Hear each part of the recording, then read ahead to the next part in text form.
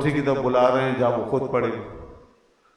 اندھی اور پرانا تقلید، اپنے سلسلوں کے ساتھ سلسلہ پرستی اور اپنی خانقاہ پرستی میں ہر وقت منہمک رہ کر اور شخصیت پرستی کا لباس اوپر سے اوڑھ کے شخصیت پرستی کے اندر ڈھل کر اور اس طرح روایتی سلسلوں میں ڈھل کر وہ دین کی طرف بلانے نکلے ہیں.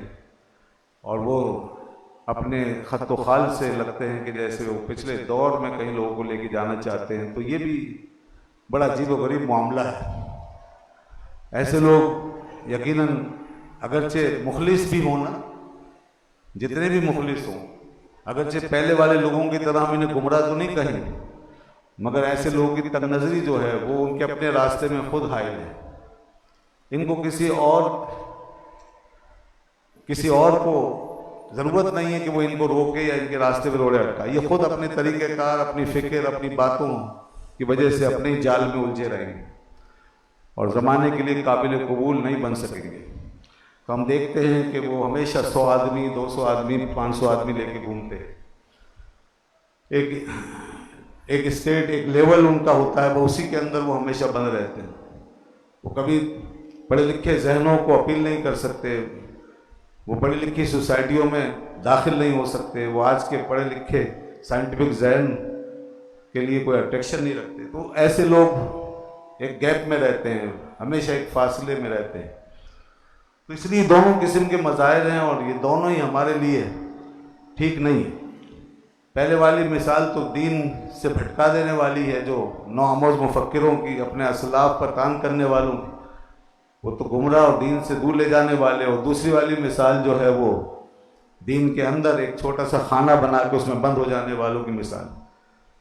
ہمیں ان دونوں سے بچ کر ایک ایسی تربیت کرنی ہے اور ایسے ادارے ہم نے بنانے ہیں جس میں کہ اس طرح کے علماء اور اسکالر تیار ہوں کہ جو، جیسے میں نے شروع میں کہا تھا، کہ وہ اپنے من میں تو اسلاف سے پورا تعلق اور وابستگی رکھیں، مگر اپنے ظاہر میں وہ تمام جدید علوم سے بھی آراستہ ہوں.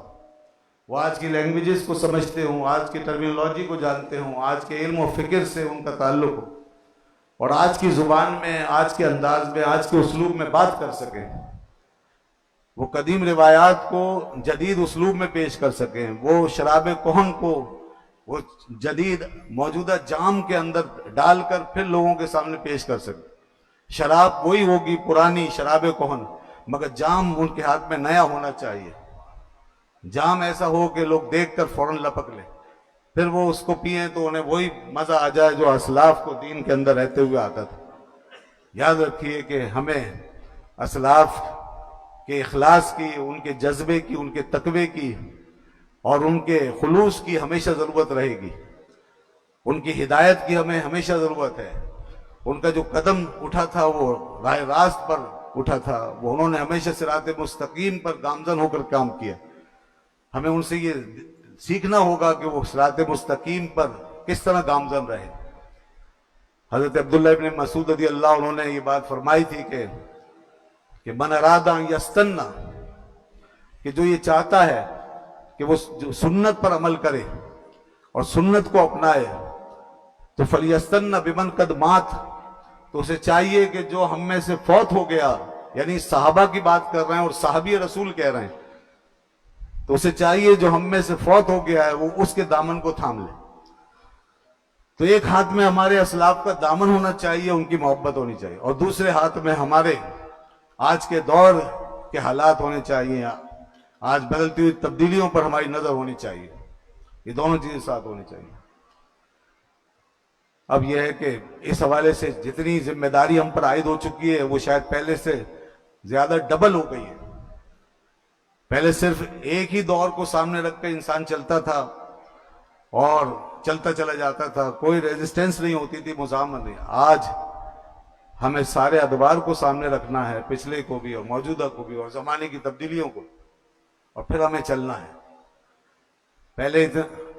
پہلے دنیا کی قوت و طاقت ہمارے ہاتھ میں تھی، ہم غالب تھے، اور اللہ کا دین اس طرح غالب تھا، چھایا ہوا تھا کہ پوری دنیا پہ مسلمانوں کی حکمرانی کا سکہ رائج تھا. تمام تہذیبیں، تمام دنیا کی ثقافتیں مغلوب تھیں. آج صرف مسلمان مغلوب ہے، باقی سب غالب ہیں۔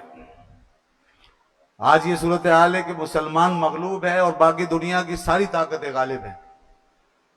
آج ایک چھوٹی سی قوم ہندو، جو چند لاکھ چند کروڑ افراد پہ مشتمل قوم ہے اور جن کا ایک ہی مرکز ہے ہندوستان، وہ پورے ایشیا پر چھایا ہوا ہے، اور اس ایشیا میں پائے جانے والے اتنے بے شمار ممالک کی معیشت، اکنامی، ان کی پاور اس کے برابر نہیں۔